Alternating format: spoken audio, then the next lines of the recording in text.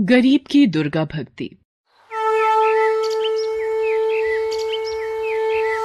जय अम्बे गौरी मैया, जय श्यामा गौरी, तुमको निश दिन ध्यावत हरि ब्रह्मा शिव जी।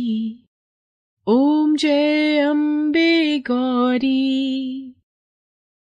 अरे भोला, रुक बेटा, ले ये माता रानी का प्रसाद खा के जा। ले हाथ आगे कर।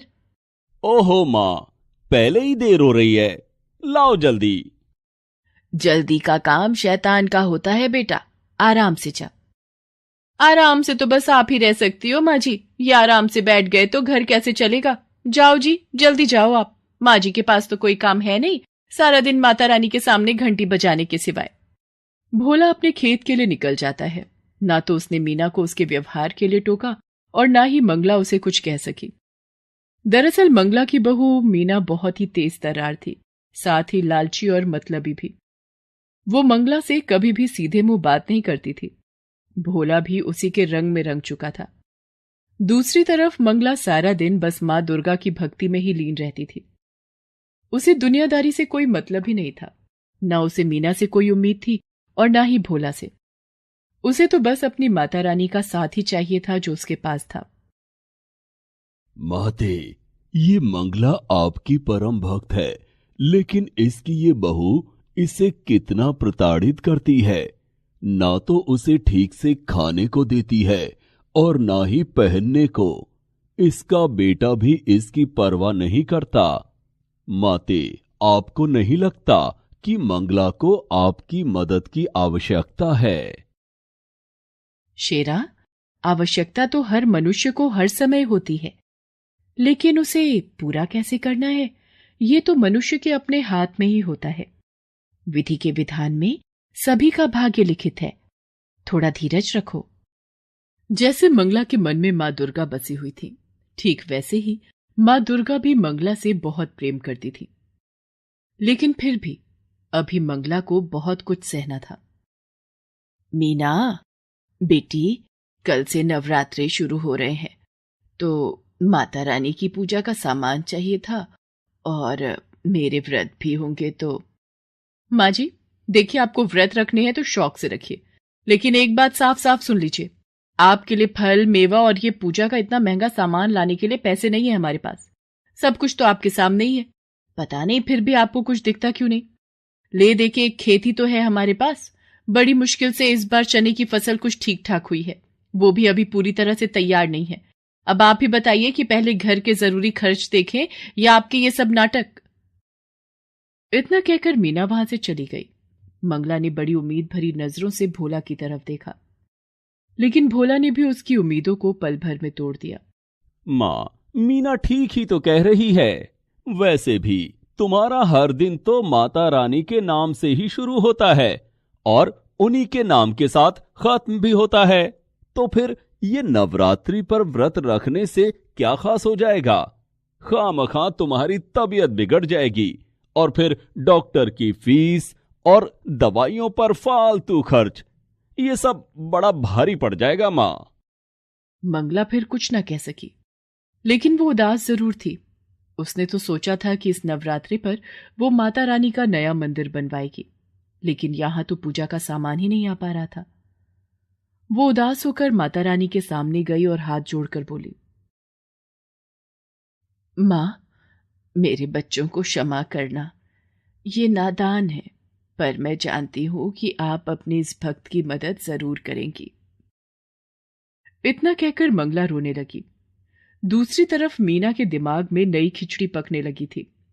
सुनो जी, मैं क्या बोल रही थी, अपने खेत की फसल बस तैयार ही होने वाली है, तो किसी को तो उसकी रखवाली करनी ही होगी। हाँ, तो मैं रहता तो हूं सारा दिन खेत में। देखा, भूल गए ना, कल हम दोनों को मेरे मायके चलना है पूरे 1 हफ्ते के लिए। मेरे इकलौते भाई की शादी है, तो जब आप यहां नहीं रहेंगे तो खेत का ख्याल कौन रखेगा? हाँ, ये तो मुश्किल हो गई। ऐसा करते हैं, तुम अकेली चली जाओ शादी में मैं रुक जाता हूं यहीं।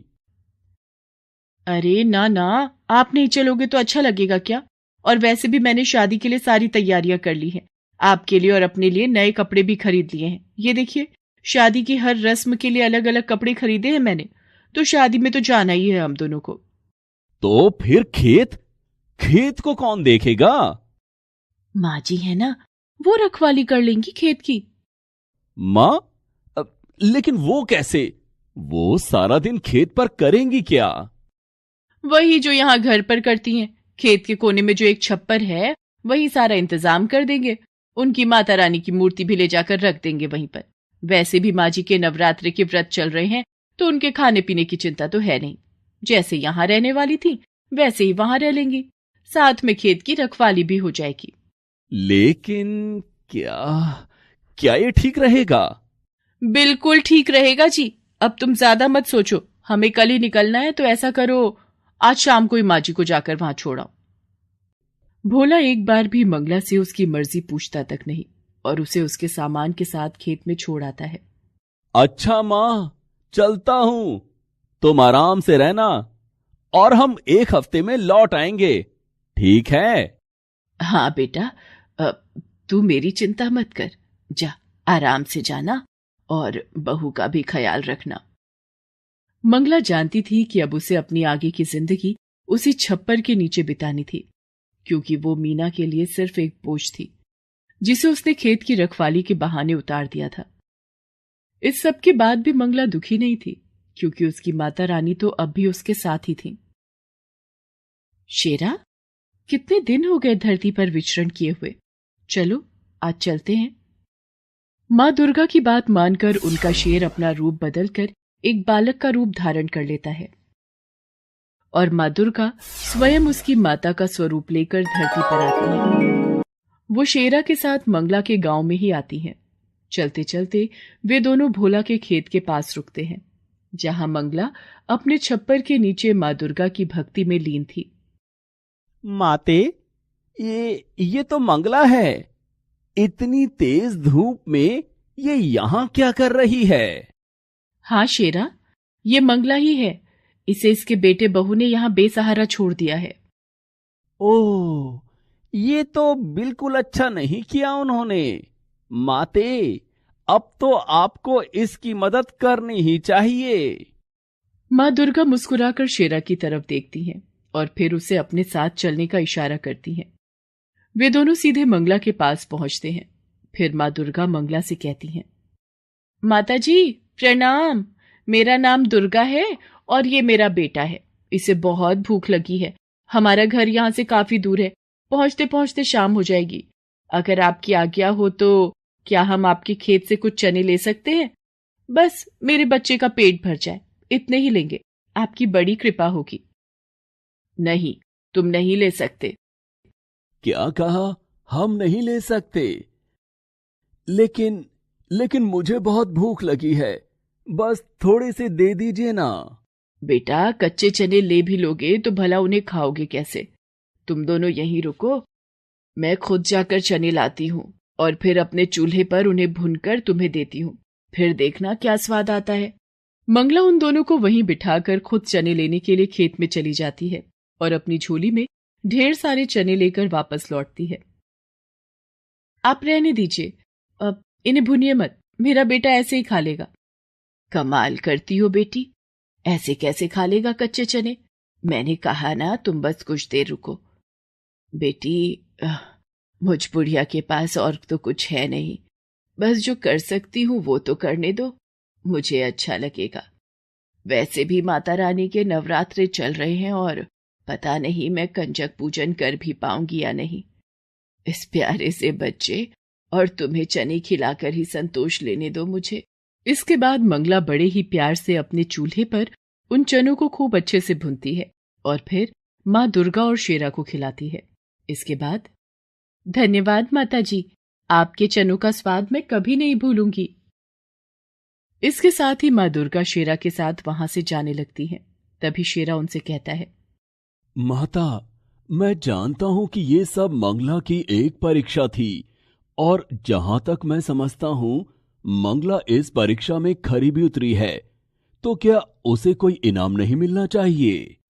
माँ दुर्गा एक बार फिर शेरा की तरफ देखकर मुस्कुराती हैं और फिर वो मंगला की तरफ अपना हाथ उठाती हैं।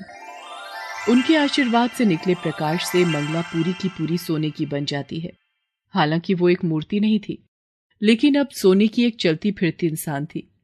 और सबसे खास बात तो ये थी कि खुद मंगला को इस बात का एहसास नहीं था। इसके बाद मंगला को जिस किसी ने भी देखा वो अचंभे में पड़ गया। अब तो सारा गांव ही मंगला को अपने साथ रखने को तैयार था, यहां तक कि मीना भी। माँ जी, चलिए घर चलिए हमारे साथ। अब आपको यहाँ रहने की कोई जरूरत नहीं। मैं आपकी खूब सेवा करूंगी। नहीं बहू, तुम्हें परेशान होने की जरूरत नहीं है। अब तो पूरा गांव मुझे रखने को तैयार है। अरे ऐसे कैसे? आप किसी के भी साथ चली जाएंगी? माँ जी, हम आपके सगे हैं, हमसे ज्यादा प्यार आपको कौन करेगा भला? और वैसे भी माँ जी, सबको आपसे बस सोना चाहिए, आपकी तो यहाँ किसी को नहीं पड़ी। हाँ बहू, तुम्हारी ये बात तो बिल्कुल सच है। इसीलिए मैंने तय किया है कि मैं किसी के साथ नहीं जाऊंगी, अपनी माता रानी के साथ यहीं रहूंगी हमेशा। नहीं माँ जी, मैंने कहा ना, आप मेरे साथ चलिए, अपने घर चलिए। हम आपके लिए माता रानी का बहुत बड़ा मंदिर बनवा कर देंगे। आप सारा दिन माता रानी की पूजा करना।